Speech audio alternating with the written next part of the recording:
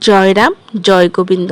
শ্রী শ্রী রাম ঠাকুরের এমন 5টি বাণী তোমাদের সামনে তুলে ধরছি, যেগুলো শুনলে মানুষ সাধারণত পছন্দ করে। প্রথমত হচ্ছে, সর্বদা সত্য কথা বলবে, তবেই শান্তি পাবে। সত্যবাদীরাই জীবনে প্রকৃত সুখের উৎস। দ্বিতীয়ত, সন্তানের সদ্গতি চাইলে তাকে সৎপথে চালাও।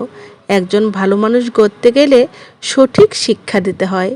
তৃতীয়ত, দুঃখ সুখ আসবে যাবে, ধৈর্য ধরো। জীবনে ওঠানামা থাকবেই, কিন্তু ধৈর্যই আসল শক্তি। চতুর্থত, কাউকে কষ্ট দিও না, কষ্ট দিলে তা ফিরে আসবে। অন্যকে কষ্ট দিলে একদিন সেটাই নিজের জীবনে ফিরে আসে। পঞ্চম, ভগবানের নাম নিলেই মন শান্ত হয়। মন অস্থির হলে ঈশ্বরের স্মরণ করলেই শান্তি পাওয়া যায়। এই বাণীগুলো অনেকেই পছন্দ করে, কারণ এগুলো জীবনকে সহজ ও সুন্দর করে তোলে। জয় রাম জয় গোবিন্দ।